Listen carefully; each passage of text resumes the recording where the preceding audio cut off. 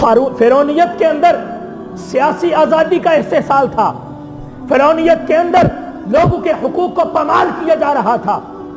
سیاسی آزادی کے استحصال کو پیش کر کے لوگوں کے اوپر فرعونیت کو مسلط کیا جا رہا تھا، اور دوسری طرف معاشی نظام کے اندر تنگی اور تبدیلی کو پیدا کر کے قارونیت کے نظام کو قائم کیا جا رہا تھا۔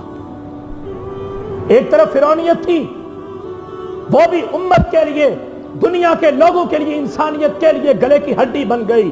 اور ایک طرف قارونیت تھی، وہ بھی لوگوں کے لیے اس نے بھی جینا محال کر دیا تھا۔ اسی طرح نظام جب آگے چلتے رہے، ظلم قائم ہوتا رہا، لوگوں کے اوپر تسلط بڑھتا رہا ان امراء اور جاگیردار لوگوں کا، تو پھر ان دونوں کے مجموعے سے جو نظام عالم عرب کے اندر قائم ہوا اس کو یزیدیت کہتے ہیں، اور آج تک یزیدیت